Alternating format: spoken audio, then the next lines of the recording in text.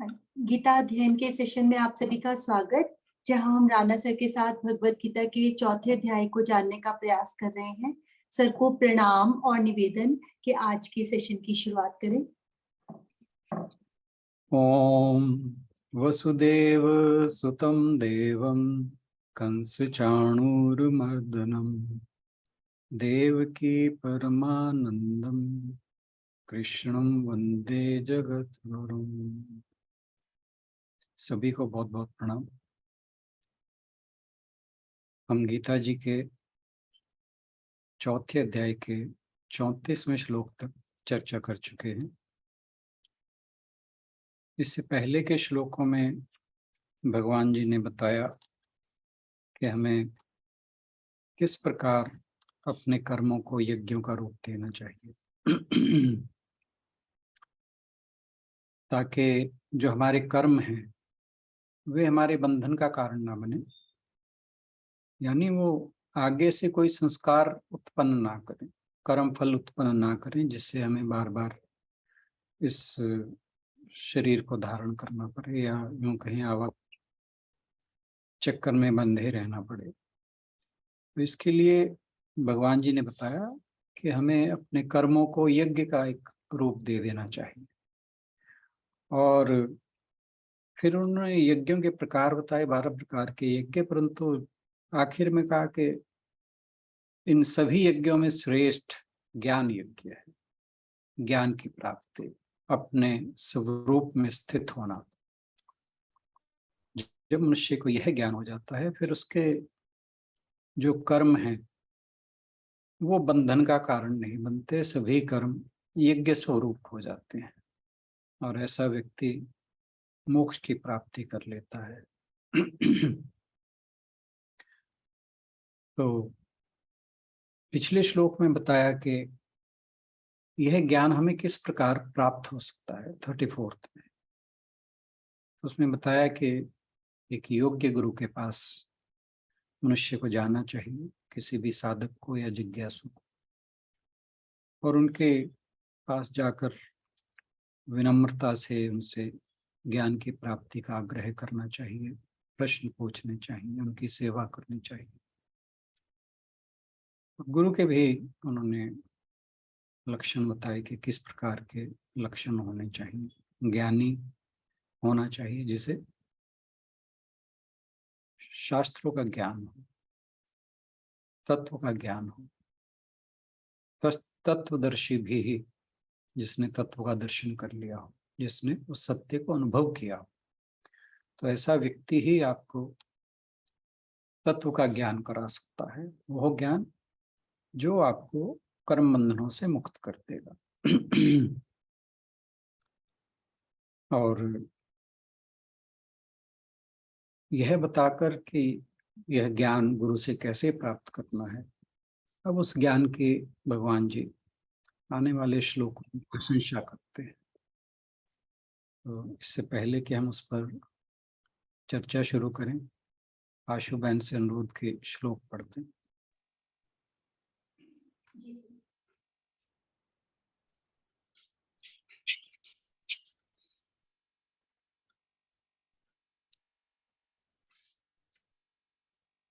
Sir 35 या यज्ञात्वा न पुनर्मोहमेवं यास्यसि पांडव। यज्ञात्वा न पुनर्मोहमेवं यास्यसि पांडव। येन भूतान्यशेषेण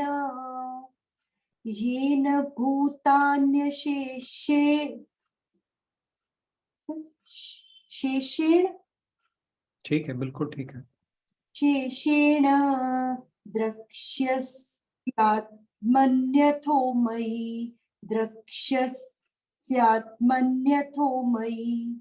व्रत जिसे ज्ञात्वा जानकर, न कभी नहीं, पुनः फिर, मोहम मोह को, एवं इस प्रकार, यास्यसि प्राप्त होंगे, पांडव हे पांडव पुत्र, येन जिससे, भूतानि जीवों को, अशेषाणि समस्त, द्रक्ष्यसि देखोगे, आत्मनि परमात्मा में, अथवा अन्य शब्दों में मई मुझे।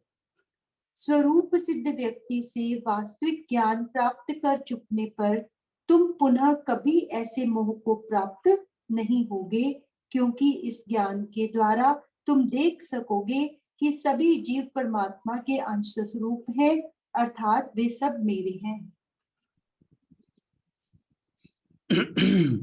तो यह श्लोक हमें एक स्टैंडर्ड प्रोवाइड करता है, मापदंड कह लीजिए, मापदंड प्रोवाइड करता है या पैमाना, जो ऐसे भी समझना चाहें, जिसके द्वारा हम जान सकते हैं कि हमने वास्तव में ज्ञान प्राप्त किया है या नहीं। यानी ज्ञान प्राप्त करके हमें क्या होने वाला है। तो भगवान क्या कहते हैं, यज ज्ञात्वा, इस सत्य को जान लेने से, उस ज्ञान की बात कर रहे हैं, उस ज्ञान को जान लेने से ना पुनर्मोहम एवं यशसी पांडव, इस तरह का भ्रम, मोह जो तुम पर आया है वह फिर कभी नहीं आएगा, अर्जुन को कह रहे हैं। और इसका मतलब है कि भ्रम की सभी संभावना से आप परे चले जाओगे।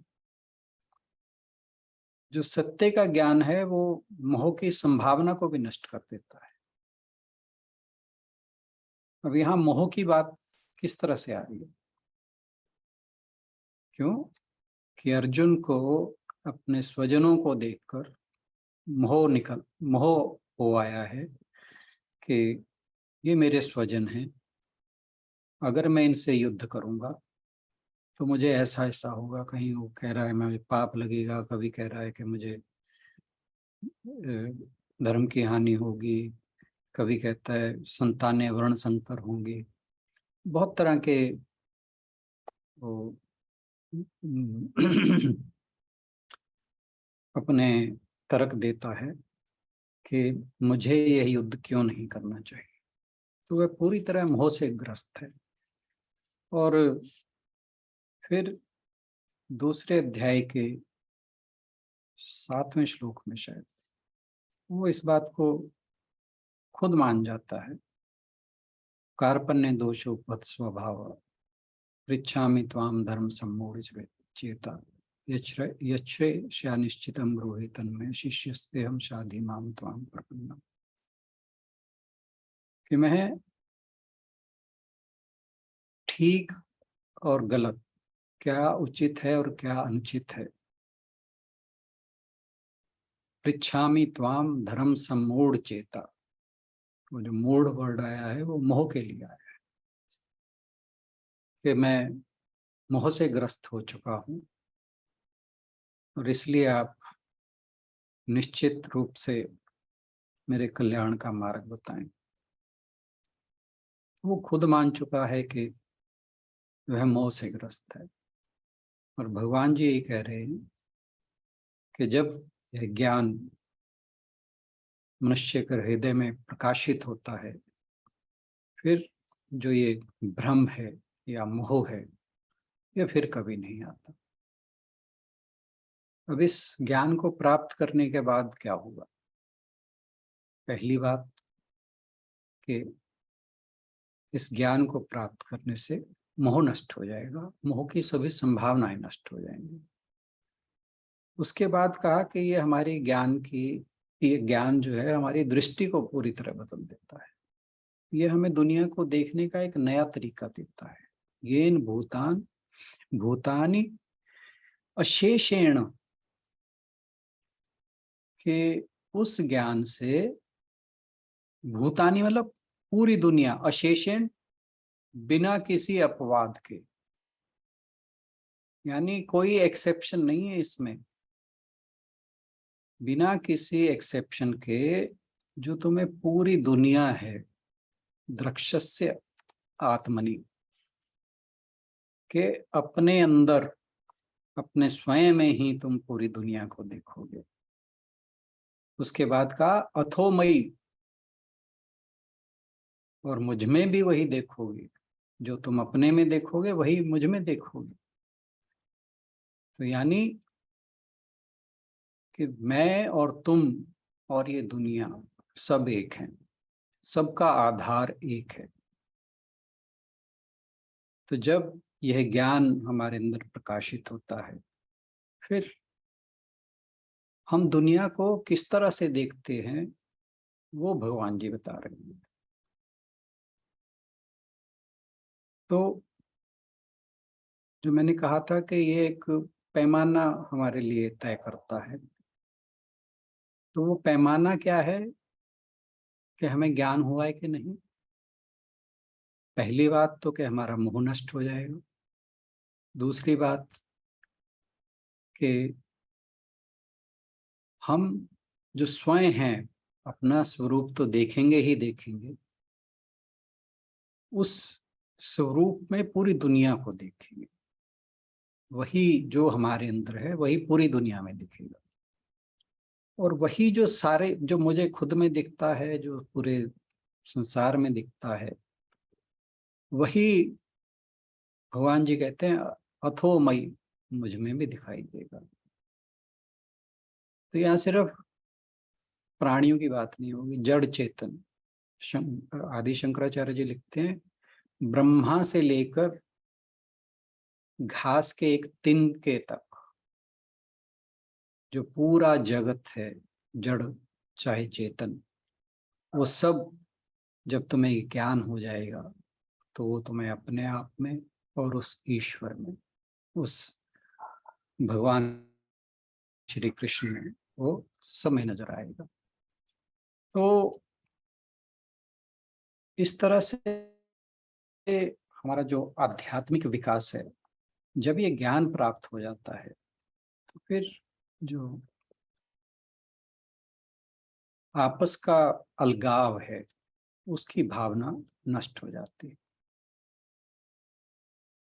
हम अक्सर एक दूसरे से स्वयं को अलग अलग महसूस करते हैं। मैं, तू, ये, वह। तो ये जो है ये भेदभाव या अलगाव की भावना है। लेकिन जैसे जैसे हम आध्यात्मिक रूप से आगे बढ़ते जाते हैं, वैसे वैसे ये डिफरेंशिएशन कम होता चला जाता है। फिर जब ज्ञान प्रकाशित होता है, फिर रियलाइज होता है कि हम बेसिकली एक हैं।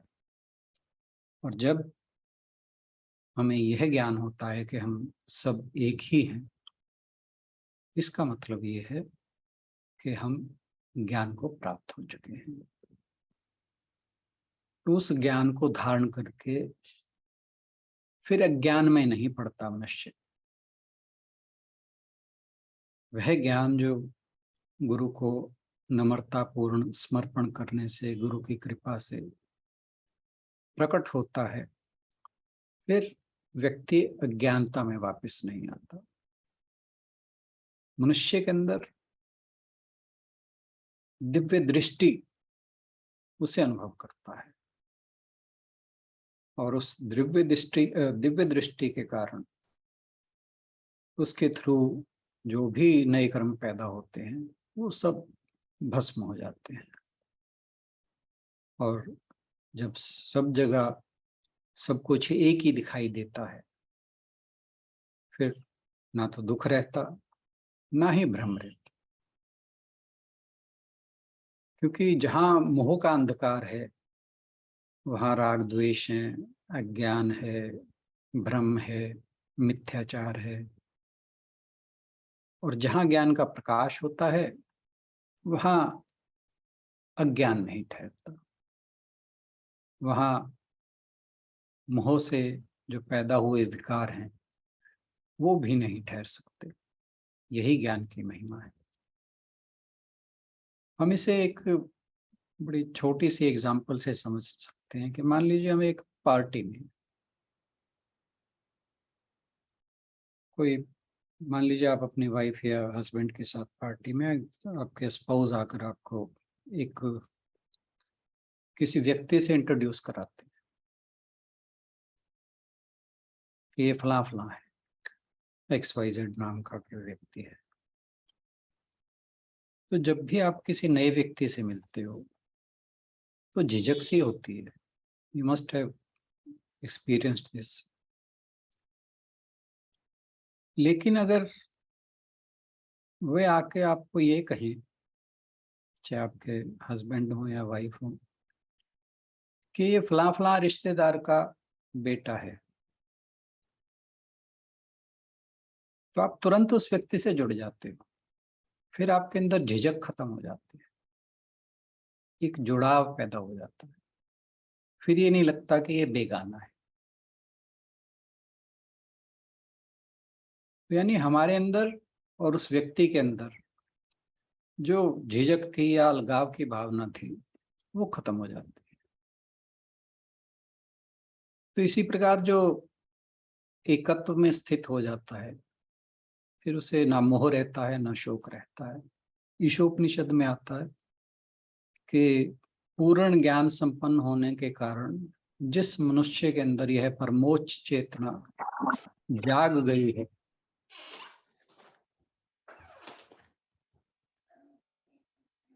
अशोकन देखना जरूर। हाँ, पूर्ण ज्ञान होने से संपन्न होने के कारण जिस मनुष्य के अंदर यह परम चेतना जाग गई है कि स्वयं भू आत्म सत्ता ही, स्वयं भू मतलब जो मेरे अंदर है, परमात्मा ही स्वयं सभी भूत सभी सत्ताएं सभी संभूतियां बना है। उस मनुष्य में फिर मोह कैसे होगा, शोक कहाँ से होगा, जो सर्वत्र आत्मा की ही एकता को देखता है। यस्मिन् सर्वाणि भूतानि आत्मैव अभूत विजानता तत्र को मोहः कः शोक एकत्व मनुपश्यतः। ये ईशापनिषद का 7वां श्लोक है। तो ज्ञान के प्रकाश में आकर सारा जगत अपने भीतर ही दिखाई देने लगता है, कोई पराया नहीं लगता।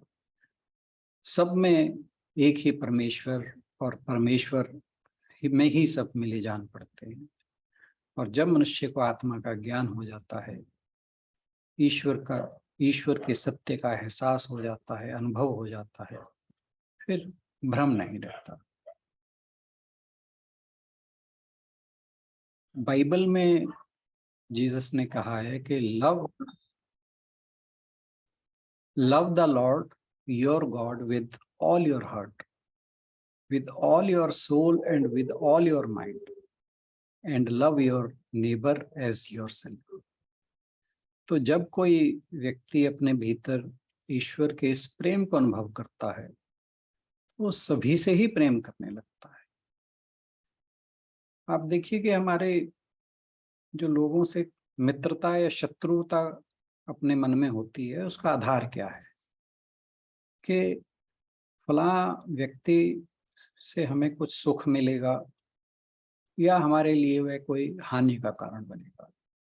किसी से लगता हो कि हमें कुछ सुख मिलेगा तो उसे हम मित्र के रूप में देखते हैं, अपने के रूप में देखते हैं। जिससे लगता है चाहे वो हमें हानि पहुंचाए ना पहुंचाए, लेकिन अगर लगता है कि वो हमें हानि पहुंचा सकता है तो हमें वो शत्रु या पराया लगता है। और जो एक में सबको और सब में एक देखता है, उसे फिर किसी से क्या मित्रता और क्या शत्रुता। किसे वो धोखा देगा, किसके साथ वो बुरा व्यवहार करेगा। जब सब एक हैं तो फिर मित्र और शत्रु का भाव ही खत्म हो जाता है।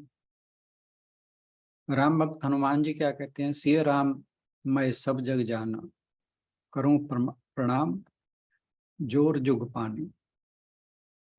कि सारा जग जो है मुझे सीताराममय लगता है, और मैं हाथ जोड़कर सबको प्रणाम करता हूँ। सिया राम में सब जग जानी, करूं प्रणाम जोरी जुग पानी।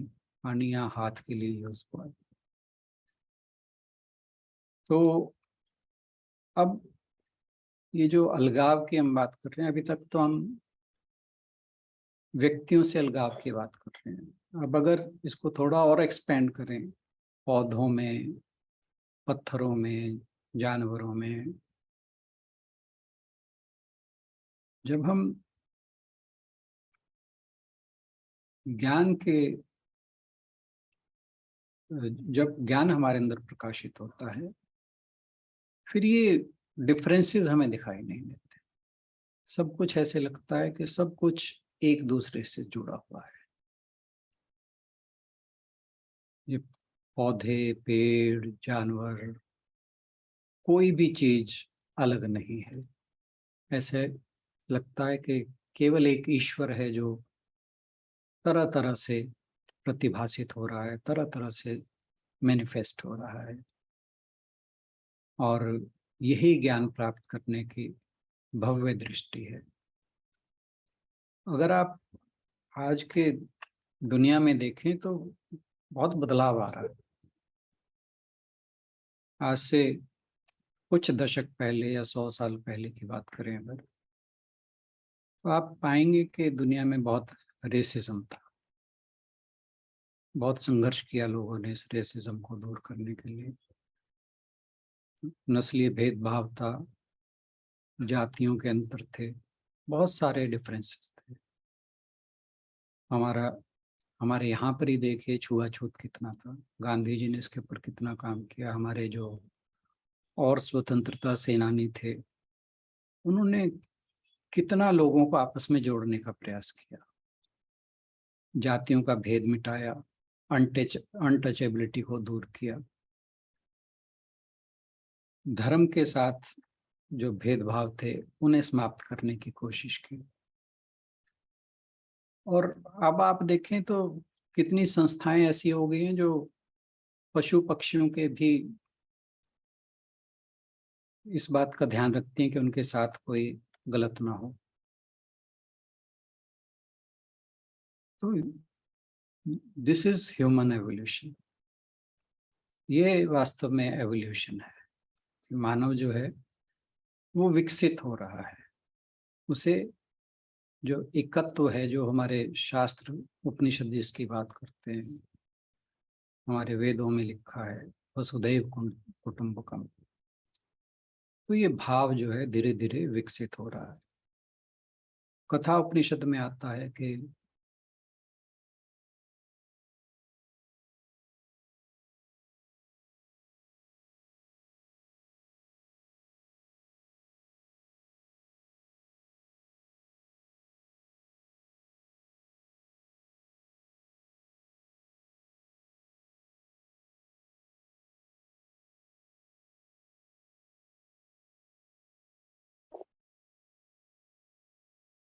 सर आवाज बंद हो गई आपकी।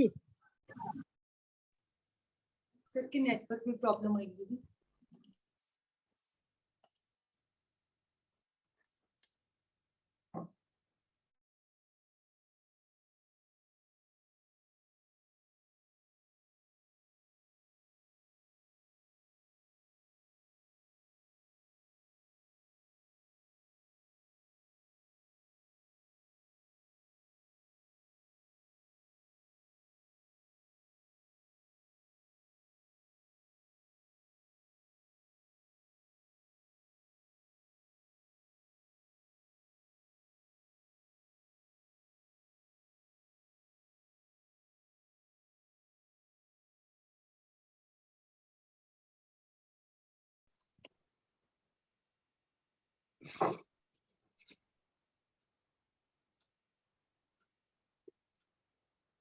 सर आप कर सकते हैं शुरू। मन से यह सत्य जानने योग्य है कि यहाँ इस लोक में कुछ भी नाना रूप नहीं है। जो यह समझता है कि वह यहाँ नानात्व को देखता है, वह मृत्यु से मृत्यु हो जाता है। तो जो कथा उपनिषद में ये बात कही गई है, इसका अर्थ ये है कि हमें इस सत्य को जानना चाहिए कि जो कुछ भी हमें दृश्यमान जगत में भेदभाव दिखाई देता है, अलग अलग दिखाई देता है, ये अलग अलग कुछ नहीं है। और जो इसे अलग अलग देखता है, जो जिसे यहाँ पर सब कुछ अलग दिखाई देता है, तो कहा कि वह मृत्यु से मृत्यु को जाता है। इसका मतलब कि उसका आवागमन का चक्र खत्म नहीं होने वाला। अपने हमारे जो ऋषि मुनि हुए हैं, जितने भी महान ज्ञानी हुए हैं, हमारे देश में जो शुरू का जो वैदिक पीरियड था उसके बाद की अगर बात करें, जो ये शिक्षा थी वसुधैव कुटुंबकम की, ये इसके फॉलोअर्स कम होते चले गए। और यही कारण था कि हमारा देश हजारों साल तक अलग अलग टुकड़ों में बटा रहा। छोटे छोटे राज्यों के समूह सभी एक दूसरे से लड़ते थे। और हम आजकल बड़ी चर्चा है इस बात की कि विदेशियों ने हमारे ऊपर आक्रमण किए, उन्होंने ये किया, उन्होंने वे किया। लेकिन वो कहते हैं ना कि पहले अपने को देखना चाहिए। अगर हम स्वयं को देखें तो ये जो अलगाव था, विदेशी आक्रमणों का सबसे बड़ा कारण यह अपने भीतर का अलगाव था। और इसी के कारण भारत के इतने टुकड़े हुए, इतना इसके अंदर राज्य बने। आप ये समझिए, एक छोटे छोटे गांव के राजा अपने आप को राजा कहा करते थे और एक दूसरे से लड़ते थे।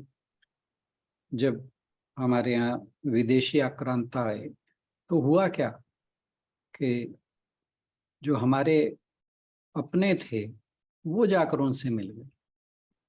जो भी उस बॉर्डर पे कमजोर राजा होता था, वो जो शक्तिशाली राजा होता था उसके विरुद्ध जाकर जो विदेशी आक्रांता थे उनके साथ मिल जाते थे। इसी कारण हम इतने हजारों सालों तक गुलाम रहे। ये नहीं कि कोई और आके हमें गुलाम कर गया, गुलाम हम खुद रहे। और स्वामी विवेकानंद ने एक बात कही थी, उन्होंने इस बात को कहा था राष्ट्रीय मूर्खता। वो कहते कि हमारे जो ऋषि मुनि थे उन्होंने वसुधैव कुटुंबकम की बात की, लेकिन बीच में क्या हुआ कि हम जो दूसरे लोग थे उनको मल्लेच्छ बताने लगे। आप पुराणों को अगर पढ़े, मैंने पढ़ा है, वहां पर अपने से दूसरे धर्म के जो भी लोग हैं उन्हें मल्लेच्छ लिखा जाता है। कहते कि स्वामी विवेकानंद लिखते हैं कि जिस दिन हमने मल्लेच्छ शब्द का आविष्कार किया उसी दिन से हमने भारत की जो दूसरे लोगों से मेल जोल था उसे रोक दिया और अपने लिए तरक्की के द्वार बंद कर लिए। और उन्होंने लिखा है कि अच्छी बात है कि अब हम उस व्यापक दृष्टिकोण की ओर बढ़ रहे हैं। अब हम लोगों से घुलना मिलना चाहते हैं, क्योंकि आपको ध्यान होगा कि जितना सनातन धर्म का प्रचार स्वामी विवेकानंद ने विदेशों में किया, इतना शायद ही किसी ने किया हो। और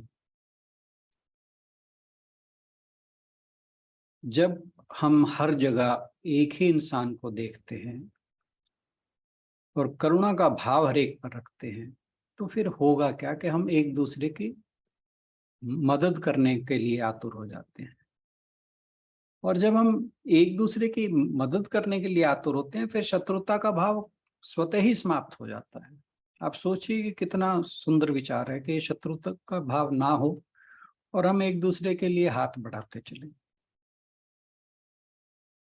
और आप ये देखिए कि जब हमारा देश आजाद हुआ है उसके बाद जितने भी स्वतंत्रता सेनानी थे, उस समय के जितने भी प्रबुद्ध नेता थे, उन्होंने इस भाव को विकसित किया कि हम एक धर्म के ऊपर ना चलें। हमारे साथ ही पाकिस्तान आजाद हुआ, उन्होंने इस्लाम को फॉलो किया। उसका क्या हाल है। और हम भी उसके साथ ही आजाद हुए थे, लेकिन हम धर्म के रास्ते पर, धर्मनिरपेक्ष के रास्ते पर चले। ये नहीं कि धर्म मानना ही छोड़ दिया, लेकिन ये था कि हर कोई अपना धर्म माने, किसी के ऊपर कोई धर्म थोपा नहीं जाएगा। और अब आप ये देखिए कि अब जब फिर अलगाव की बातें चलने लगी हैं, तो देश के अंदर फिर आप इंडेक्सेस देखिए कि कहाँ हम पहुंचने जा रहे हैं, कहाँ फिर नीचे, हमारा हर इंडेक्स में हम नीचे चले जाते जा रहे हैं। हालांकि इसके ऊपर बहुत सी बहस होती है, हम इस बहस को अपना मुद्दा नहीं बनाते। बात हो रही है कि हमें अलगाव से दूर रहना चाहिए। और ये जो बातें मैं आपसे शेयर कर रहा हूँ, ये स्वामी रंगनाथन जी बेलूर मठ के स्वामी हैं, और बहुत काम किया उन्होंने वेदांत के ऊपर। उन्होंने ही ये सारे विचार जो मैं सुना रहा हूँ आपको, उन्हीं के हैं। उन्होंने एक चीज और बताई कि स्वामी राम तीरथ, नाम सबने सुना होगा, कि वे स्वामी विवेकानंद से बहुत प्रेरित थे। उन्होंने 1897 में लाहौर में स्वामी विवेकानंद का एक व्याख्यान का आयोजन किया, और उस व्याख्यान के बाद उन्होंने संन्यास ले लिया। वे गणित के प्रोफेसर थे, बहुत तेज दिमाग था। कहते फिर वो संन्यास के बाद जापान गए, उसके बाद अमेरिका गए। पैसे ज्यादा थे नहीं, सन्यासी हो गए थे। कहते कि वो जब अमेरिका में उतरे तो उन्हें एक अमेरिकी मिलता है, रादर मिलने का आता है, मिलता है। और वो पूछता है कि तुम कहाँ से आए हो? भारत से। तो स्वामी राम तीरथ कहते हैं हाँ, मैं भारत से आया हूँ। कहा तुम यहाँ कहाँ रहने वाले हो? तुम किसके साथ रहने वाले हो? फिर राम तीरथ जी ने तुरंत कहा कि मैं तुम्हारे साथ रहने जा रहा हूँ। कह रहे वो अमेरिकी दंग रह गया, और कह रहे स्वामी जी ने इतनी स्वाभाविकता के साथ कहा कि वह उनका मेजबान बन गया। और फिर जितना टाइम वो वहां रहे, उनकी देखभाल उस अमेरिकी ने ही की। तो इसका मतलब यही है कि जब हमारा दिमाग अलगाव से मुक्त हो जाता है, तो हम दूसरों के दिलों में प्रवेश कर जाते हैं। और वेदांत तो शिक्षा ही इसी बात की देता है। इसीलिए कठोपनिषद में आया है कि इस सत्य को मन से समझना चाहिए। स्वामी रंगनाथन जी कहते हैं कि अपने बच्चों को भी बचपन से ये सत्य सिखाएं कि यहाँ बिल्कुल भी अलग कुछ नहीं है, हम मूल रूप से एक हैं। बच्चों के मन से इस अलगाव की भावना को दूर करना चाहिए। जब हम ऐसा करेंगे तो एक बेहतर दुनिया हमें नजर आएगी। जो यहाँ विभिन्नताएं देखता है वे मृत्यु से मृत्यु तक जाते हैं। जीवन में जीवन तभी आएगा जब हम एक दूसरे के साथ अपनी एकता को महसूस करेंगे। यही अगली सदी में भारत का विकास होगा। और जब यह अलगाववाद तभी खत्म होगा जब, वो लिखते हैं कि जब वेदांत का संदेश लोगों के बीच फैल जाएगा। वेदांत दर्शन ही वह दर्शन है जो हमारे राष्ट्रीय विकास और अंतर्राष्ट्रीय उत्थान के लिए आवश्यक है। जैसा कि रामकृष्ण जी ने कहा, रामकृष्ण परमहंस ने, कि अद्वैत के ज्ञान के किनारे को अपने कपड़े की तह में बांध दो, फिर तुम जिस तरह चाहो जियो। वह अद्वैत ज्ञान तुम्हारे भीतर होना चाहिए। अद्वैत का मतलब there are no two different, कोई भी दो नहीं है, सब कुछ एक ही है। और वो लिखते हैं कि भगवान श्री कृष्ण की तरफ पूरा, अब जैसे इस्कॉन का आप ये देखिए कि जो कितना फैलाव हुआ है हमारे देश में भी, अमेरिका में खास तौर पे, अब तो वर्ल्ड ओवर है। कि जो भगवान श्री कृष्ण गीता में कहते हैं वो वसुदेव कुटुंबकम की बात ही करते हैं, और इसी कारण लाखों लोग उनकी ओर आकर्षित होते हैं। उन्होंने लिखा कि वो हिंदुस्तान के पाइड पाइपर हैं, कि जैसे ही उनका संगीत बांसुरी पर बजाया जाएगा पूरी दुनिया उनके पास आ जाएगी। यही उनके आकर्षण का स्वभाव है। उसी के कारण पूरा भारत श्री कृष्ण को समर्पित है। मैं यहाँ पे जोड़ूंगा कि पूरा भारत नहीं, पूरा विश्व ही उनको समर्पित है। और इस श्लोक में भगवान जी ने अर्जुन को पांडु कहा है। पांडव का अर्थ है सफेद। ये पांडु शब्द से बना है। पांडु का अर्थ होता है सफेद, तो इसलिए जो श्वेत अंतःकरण वाला है उसका नाम हुआ पांडव। तो कहने का मतलब है कि भगवान जी ये समझते हैं कि जो अर्जुन है वो उज्जवल अंतःकरण की अभिव्यक्ति है।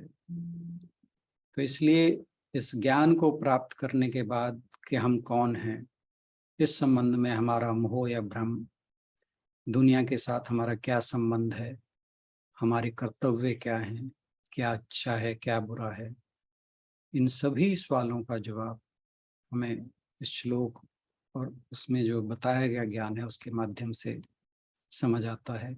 और जब ये दृष्टि विकसित हो जाती है, हमारे कर्म विश्व में जारी रहते हैं, लेकिन वो किन्हीं संस्कारों को जन्म नहीं देते। आज के लिए इतना। बहुत बहुत धन्यवाद।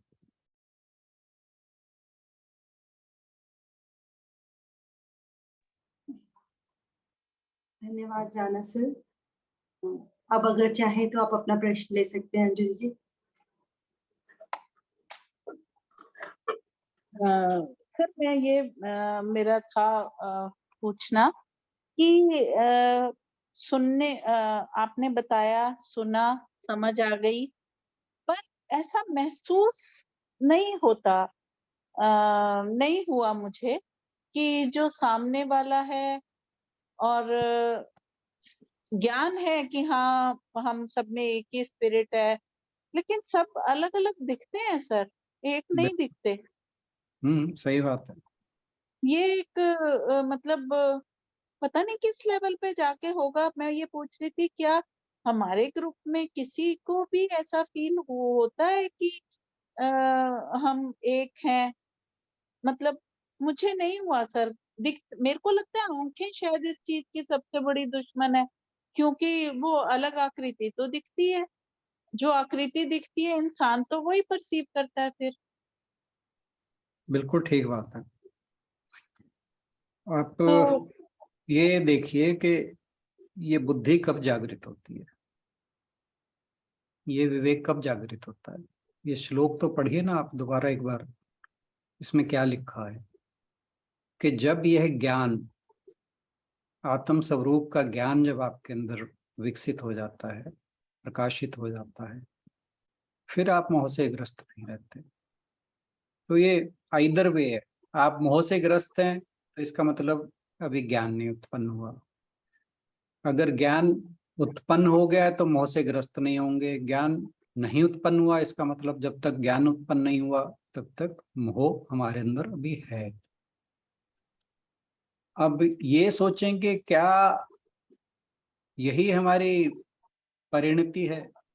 नहीं, क्योंकि आप ये सोचें कि